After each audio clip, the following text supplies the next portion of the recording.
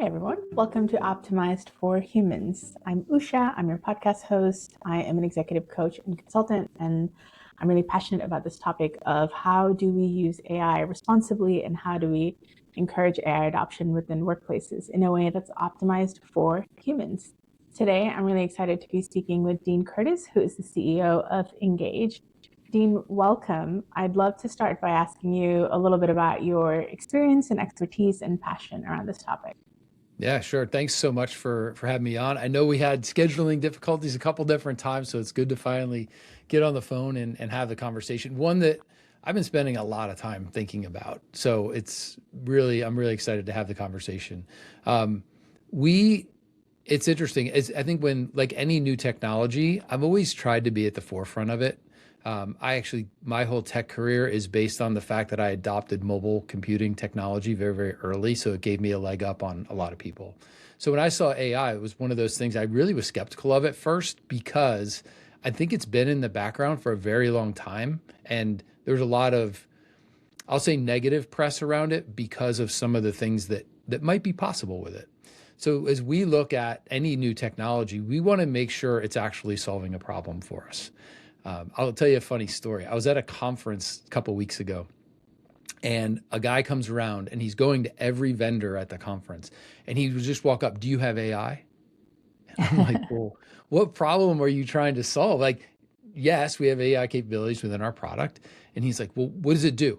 I was like, you're not asking the right question. The right question with any new technology is, what problem do I have? And does that technology help me solve the problem? So as I look at our adoption of it and what we're doing, both product wise and company wise, that's the lens that we take.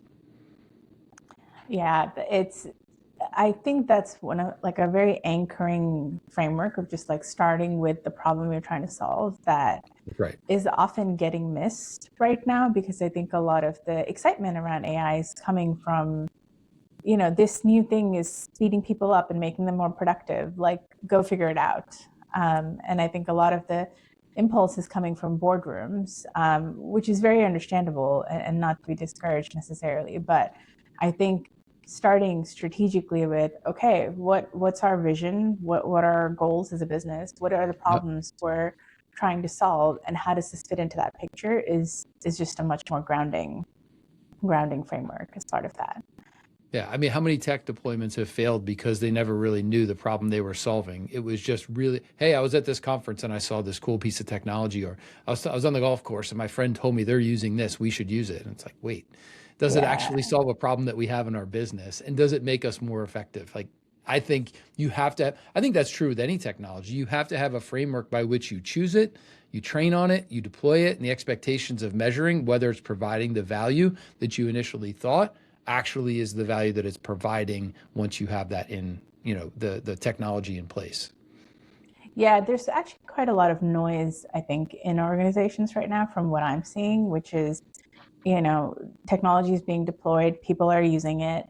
Is it actually moving the dial on things that matter to them? Not necessarily. It's creating a lot of noise, but I'm not sure. And I don't think that's the fault of the technology. I think that's No. about the anchoring frameworks that are not quite in place. But I believe it's because none of many chief technology officers and CIOs or whoever's deploying the technology, they don't have a metric that measures the success or failure of the technology that they've put in. Of So course. if I Yeah. hire technology to do a job in my business, I'm going to look at it and say, all right, it's supposed to move this metric in this direction. It might save us money, it might make us money, but it should be moving some metric. I'll tell you an example we did. So we adopted Notion about a year and a half ago. And about 9 months into using Notion, it was an absolute dumping ground. And I looked at our ROI at them like, this is not doing the job that we hired it to do. It is not providing the value back to us in terms of a great knowledge management system that we intended it to be. So I brought in a consultant to reset our Notion because it was either going to be churned and we're going to get rid of it, or we're actually going to set metrics that say it is or it is not making us more effective, which is what we've done. So I spent a little bit of money to make that happen, but it was only because we gave it a real purpose that we can measure. Are all of our all of our knowledge sharing happening in this platform? Is it searchable? Do we have AI capabilities on top of that so that we can make information easier for people to find? Now we can measure whether that's happening or not. Yeah, that's really awesome.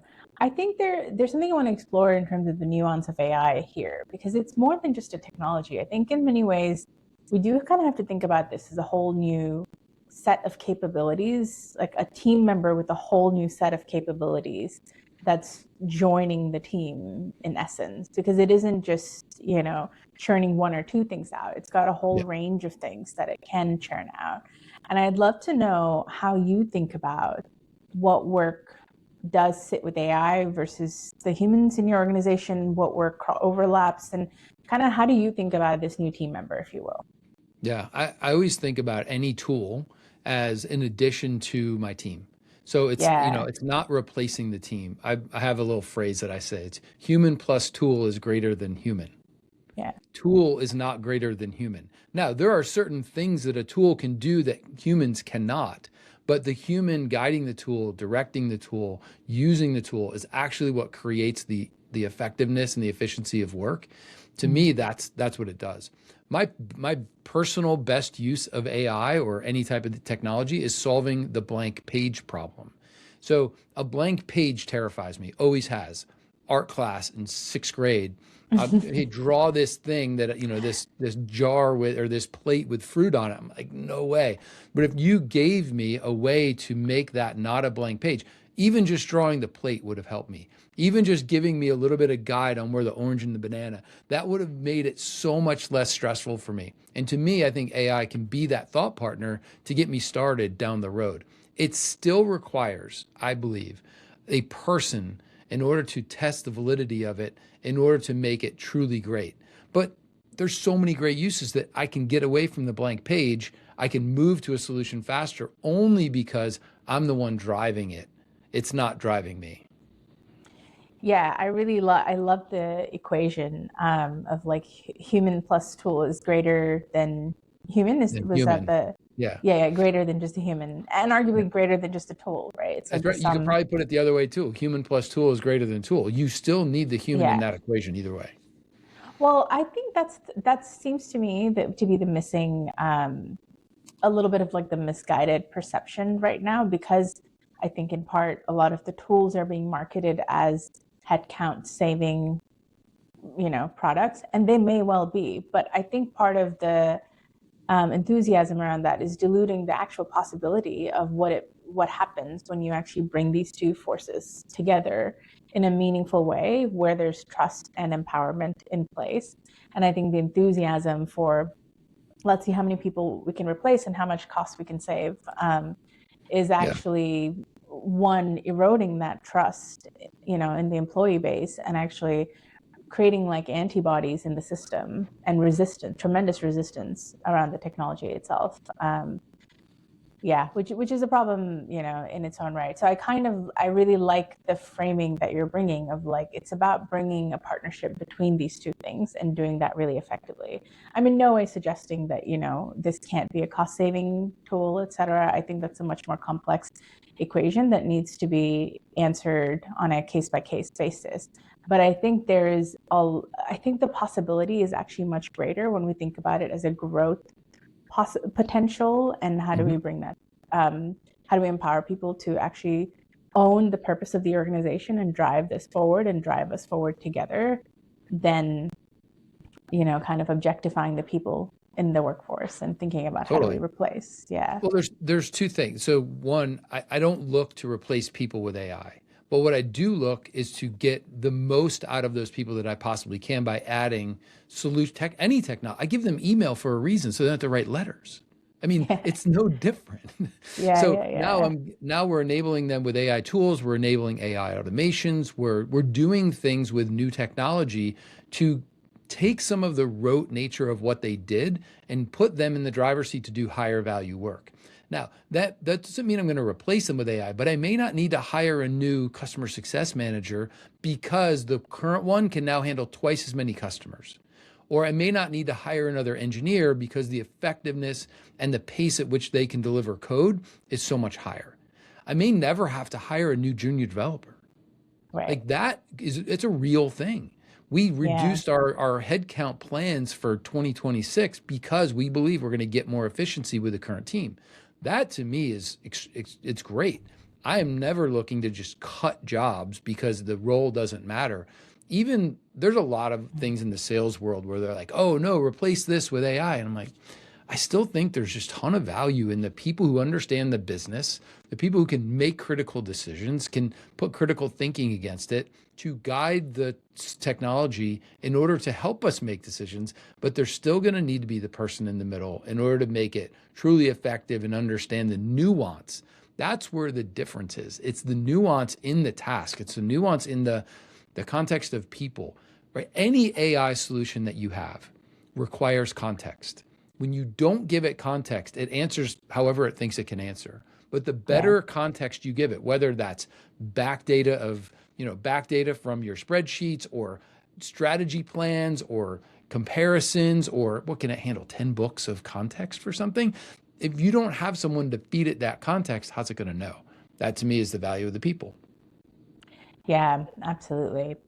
Well, I'll get off my soapbox around this, and I'd love to kind of workshop a little bit of a framework that I've been developing as I'm thinking about this. And what I want is for other leaders who might be listening along to really start to gain insight in how you're thinking about some of these questions across this framework and start to apply it for themselves.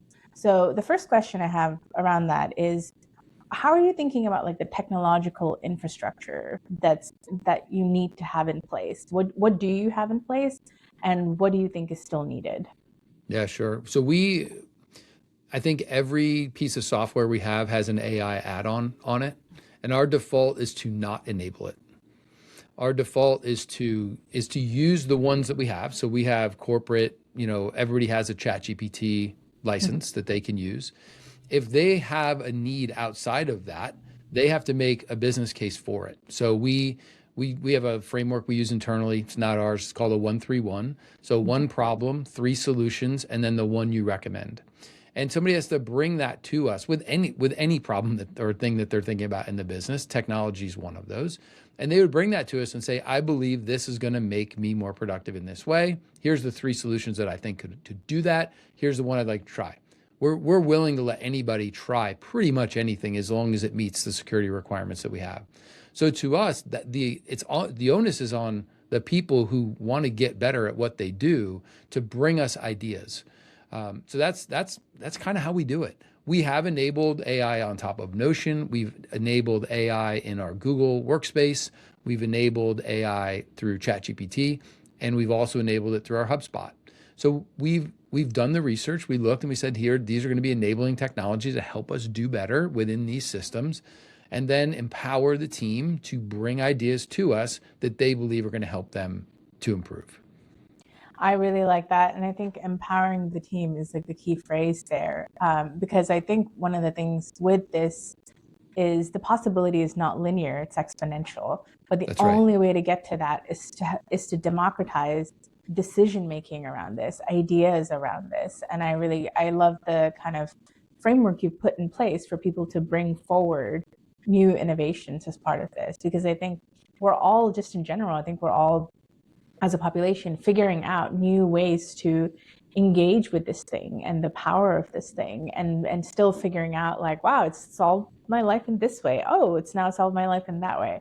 So I really love the invitation that you really put in place as part of that. Well, it's a good barometer for me to measure if I have the right people. Because if I have to tell people what to do, I've hired the wrong people. I hire the people so they can tell me what needs to be done to build that part of their business. That's not my job. My job as a CEO is to enable them to do the best work of their life. If I have to tell someone what to do, I hired the wrong person. I love that. And that kind of segues into this next question really well of, how does your culture enable AI initiatives? How does your culture and structure enable AI adoption and initiatives? And what are some ways in which maybe it doesn't? Yeah. So one thing we did is we were looking at this and we were saying, all right, we need someone who's thinking about this all the time. So I mentioned earlier, I think that role of the junior developer is that it's a risky one to come out of college with a degree in coding and software development, because a lot of those jobs are being replaced. So what we did is we took a kid who was an intern for us for 2 years. When he came out of college, we hired him on as a contractor to be our AI automation engineer, because we wanted to see if we had someone sitting in that spot. We then invested in a resource that everyone else who's thinking about AI things could have a clearinghouse to come in to say, hey, can you help me make this work? Mm-hmm. It reduces the amount of time that the team member has to spend maybe getting up to speed, because our guy can help them and be their sparring partner, not just AI, in order to help make the best use of that AI technology. So we enabled that person with automation tools in order to bring to reality some of the things that the team wanted to do. So we wanted that kind of center of excellence, but not being the only place where things of AI could be directed. So the autonomy of the team to think and choose and to come up with ideas, but then have someone that's there to support them, that's their full-time job. So that's how we approached it. I love that. And I'm also hearing, some cultural values that seem to really be driving your approach around empowerment, as an example. And I would venture a guess that there's also trust underlying that. Yeah, one of our key characteristics is a problem solver. So we want to hire problem solvers. We want to hire, so there's our three core values are problem solver, value focused, not like I have values, but the value of your time, the value of our resources spent, and then customer first. How is this thing that we're going to implement actually helping us to serve our customers better?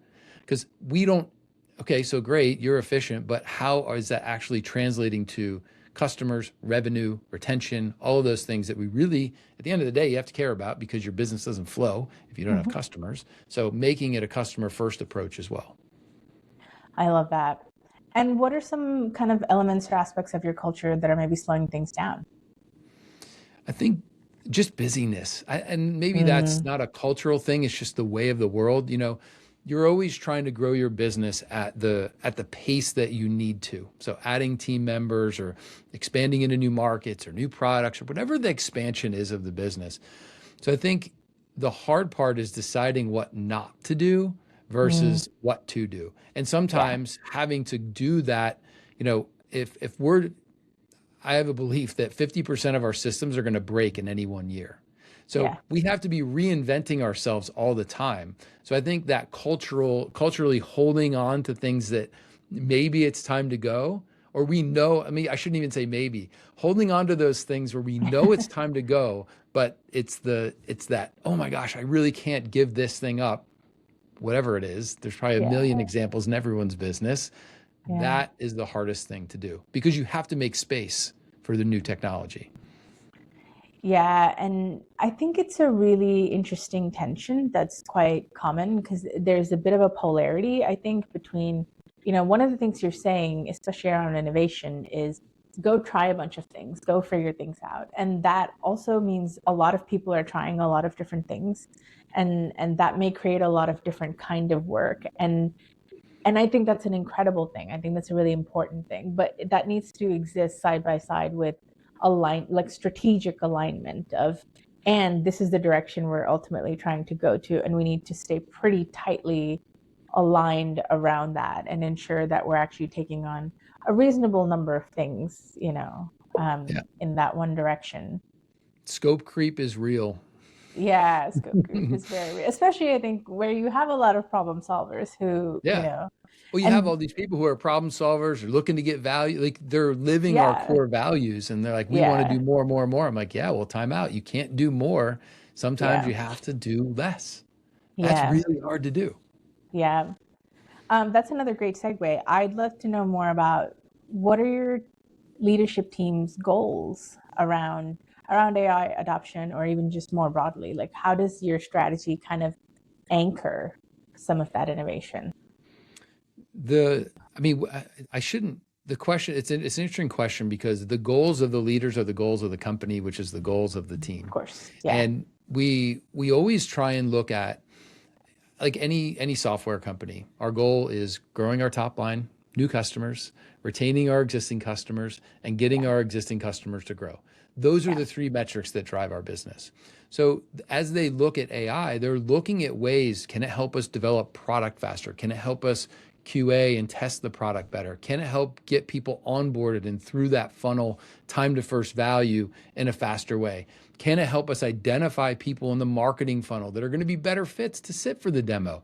Literally every aspect of our revenue flywheel, which is what we call it, whether that's from the time a marketing lead comes in till they pay and that money goes back in the marketing engine. We have 8 components within there. All 8 components are looking at ways that we can improve efficiency, that we can scale our people in order to get revenue flying through the system at a much faster and more consistent rate. I know it's not a specific answer, but that's how we think about it. We look at our flywheel and we want to make that thing go as fast as we possibly can so that it's feeding, leads are feeding sales, which gets the demos, which makes the sales, which gets customer experience, which tells us a lot about our product. How does it work?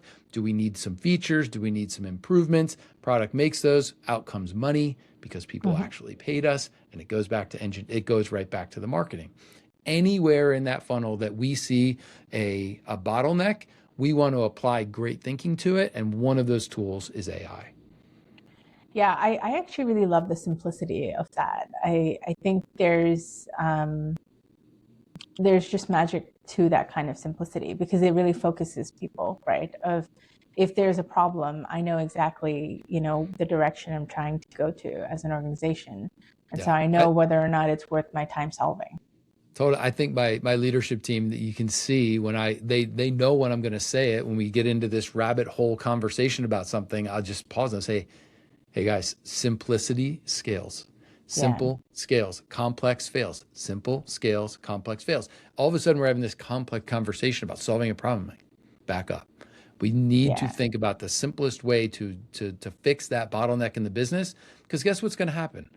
Another bottleneck will come up. So let's fix this one in the simplest way to get us moving forward, and then we'll fix the next one, and then we'll fix the next one. It's just the way we think about our business.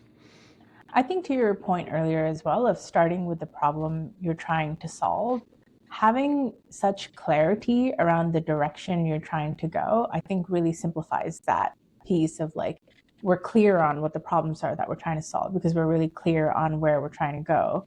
And then that sort of, again, clarifies where do you put your attention and energy and how do you solve it? And it sounds like there's a real aligning happening across the organization because you're bringing in people who are able to connect with that in a real way.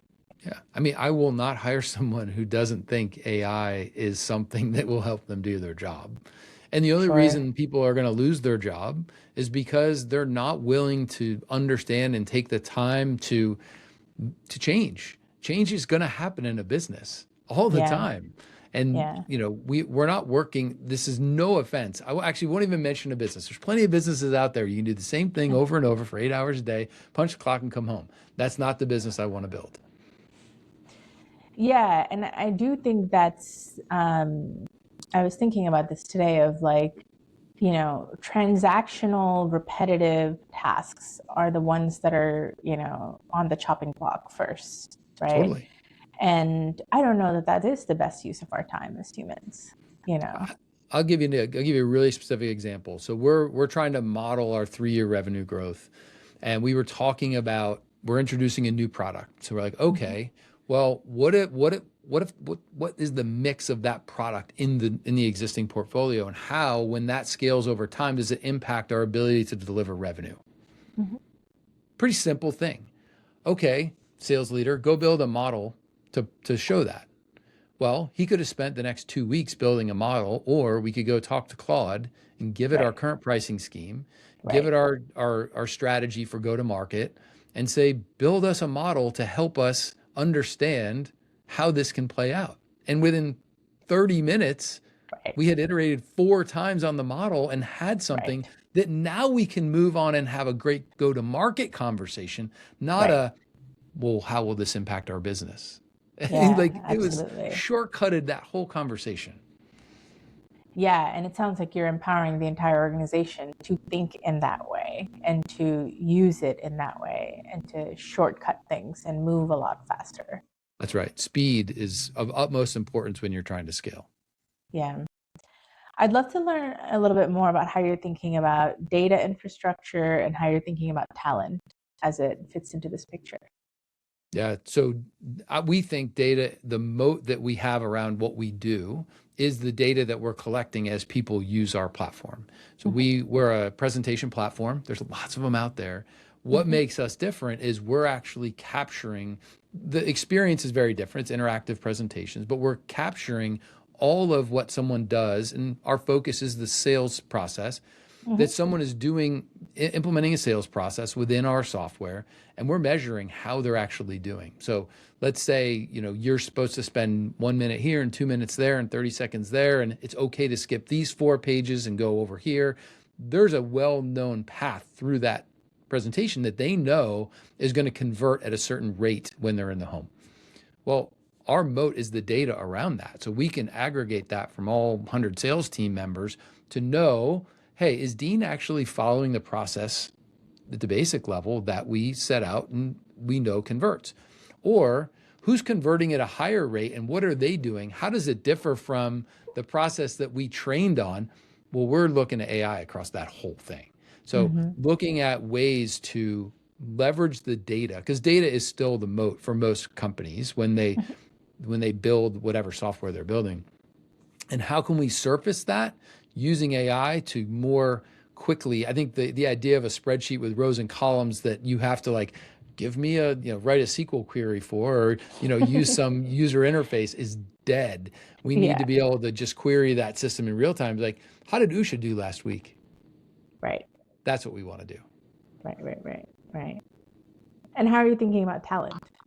So we need the talent to make that happen. So we look at our current team and we say, all right, I pride myself on being an aspirational hirer. So I always look for people who are ready for that next job, but haven't been given the opportunity in their current place. So I'm looking at our own company and saying, all right, we have this person in engineering, and we've done that. We've enabled people to up level and grow into some of the roles, even though they weren't maybe 100% prepared. We've tried our best to give them the opportunity. And then we're looking externally for people who bring that same thing. I'm not necessarily looking for the just add water team member. I'm looking for that person who's really willing to be scrappy and work for that next position where they maybe have stalled out in their current role. But I'm always trying to find someone who has work, because they're usually the people who are the most talented. Nothing against people who are not working, but I find that the people we want are currently doing the thing somewhere else and are looking for that next level jump. That's the sweet spot for us around talent. Yeah, I really like the frame of, that aspirational, giving people a shot into something new for them to sink their teeth into. And I think there's a hunger that comes with that, that you just can't recreate, No. I also like hiring athletes. I know it's something that I always look at, having a former athlete myself in college and throughout my life. I look at the intangibles that athletes have. And I say athletes, but competitive dancers, competitive cheer, there's so many things that you can compete in. I love people who understand how to compete and how to prepare, because I think they bring intangible skills to a workplace that really translate extremely well to, and that's not just salespeople, engineers, sales, marketing, customer experience, like all the teams being able to understand that competitive nature, but also what it takes to prepare to be great. That to me is one of those intangible things around talent that I always look for.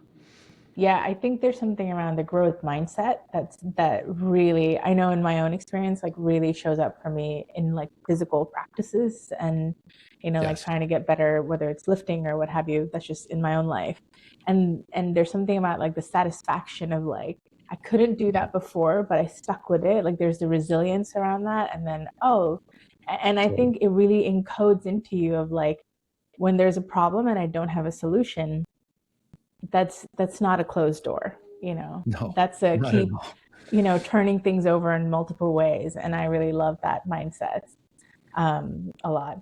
I would push back a little on your stance of not hiring people who are not working just in this economy. I think I there's a know, lot I of know. That's why talented people. I know I'm always careful of that, but Yeah, I always find absolutely, there's no hard, and the thing also is there's no hard and fast rule. You yeah, have to, I love we do a test project for every one of our roles. So we're not going to that's hire awesome. someone unless they can prove that they can do the work. And Yeah, to me, that's the ultimate test. absolutely. If I present to you, so we have two Absolutely. gates. The first gate is you have to put a 1 minute video with your application. Hmm. And a lot of people don't want to do that. And that's immediate. So it's an immediate no for us. We're on Zoom all day. We're comfortable in front of cameras. That's the way it works. Yeah. And the second one is a test project. If you're not willing to put in whatever it is, and I'll pay, depending on the role, depending on the project, I'll pay for them to do the test project. If Hmm. you're not willing to do that, that to me shows that you're definitely Mm. not part of someone who's going to fit into our culture. So yeah, no hard and fast rules except those two. You got to send the video and you have to do the test project.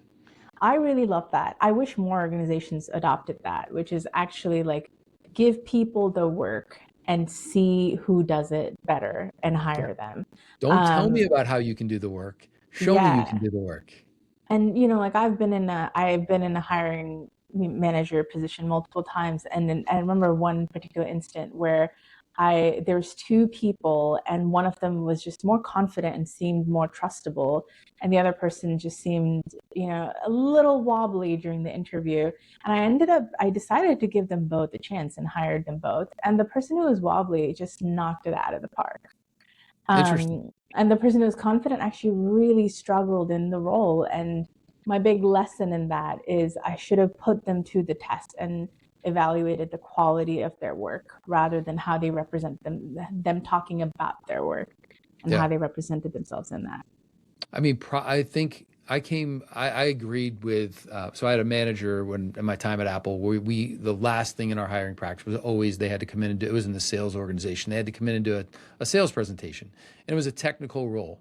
And we had a lot of people who did really well in the online interviews. And Mm, when we literally flew them out to headquarters and had them come in a room. yeah. That was the moment that you really knew when someone had it. And we had a number of people who went through all of the rigor of the prep up to that phase and did great. But as soon as they got into that pressure cooker, and it was tough, like it's a Yeah. tough situation, they Yeah. just crumbled. And Yeah. ever since then, I'm like, I absolutely have to test their knowledge, not just their knowledge, but that they can do the thing that I'm going to hire Yeah. them to do in some Yeah. way. You'll never know 100%, but you want to Of have that course. level of confidence, and a test project's the best way to do it. Yeah. I really love that. Is there anything you would add to this framework, sort of in the spirit of building in public? I'm using your beautiful minds as my guests to continue to shape this. So we talked about like technological infrastructure, the cultural foundations, data foundations, how you're thinking about talent.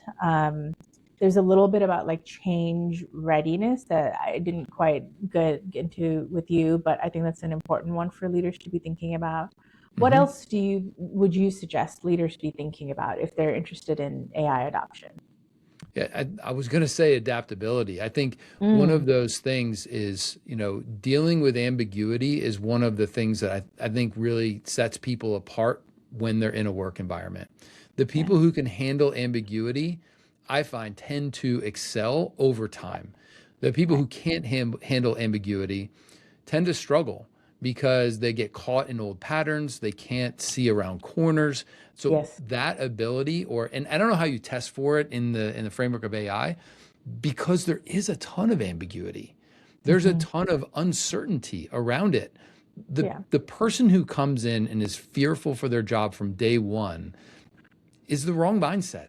So maybe Yeah. there's a mindset piece to the framework to assess their readiness to adopt something new and their openness to actually fail at it and them Yeah. being okay. Because you Yeah. have to be okay. Listen, people who win fail more than people who don't. Yeah. Yeah. Yeah. Yeah. Because the people who don't win stop, and the Yeah. people who win continue even when they fail. Yeah.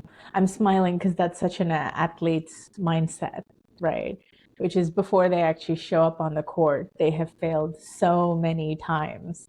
and That's they right. have tried so many times. And again, I think that is a really crucial thing to have. And my last question for you, kind of building on that, is what do you think are the leadership mindsets that are going to be really crucial in driving some of this, and also in, I think, in fostering trust and empowerment? Because I think, you know, we do live in a reality where people are afraid about their safety and security at a really basic level, and that Hmm. is driving a lot of resistance. I think leaders have to be okay with the failures. They Mm, have to accept that if they're going to, so fundamental core belief, I build the team right, builds the business. right. Okay. My job as the CEO of the company is to make sure my leaders, and I say team, I don't say employees. I say team members, not employees. I don't say managers. I say team leaders. And I'm very Mm, intentional with that language because my job is not to do the job of the sales leader and the CS leader. I mean, that's not my job. My job is to make and train and coach them to be the best leader of that team that they can be. So as I think about the leadership principle, it's me being okay and teaching them that it's okay to fail for a period as long as we're learning lessons from each of those failures. Don't fail over the long haul, but fail fast and learn so we can improve and then continue building because progress is not linear. yeah. Progress is a crooked path. As long as you're making progress going up that hill, you may have to take some roundabouts, you may have to take some switchbacks, you may actually have to go down a little bit to get over a certain spot. But as long as we're making progress, to me, that's the mindset, making sure we're moving towards the North Star of what we're trying to achieve. I love that. Dean, thank you so much for sharing your wisdom and insight. I feel really inspired by the kind of culture that you're trying to cultivate within Engage and with your work. And I hope more leaders take some notes as part of that, because I think you're really creating the conditions for success in terms of just, you know, knocking things out of the park in the ways that they matter. So it's not just about AI adoption, but actually growing in ways that really matter and having impact in ways that matter. And the key word you said there is trying. We're not great, Mm, we're not perfect, right? We continuously fail and we try to get better each time and we try and learn from that. So the key word is trying. It's an active verb that means we're not done and we're going to continue doing new things and we're going to fail along the way and sometimes we're going to be successful, learn from that too and make it better the next day. yeah, I love that. Thank you so much for sharing your wisdom with us. You bet. Thanks for having me.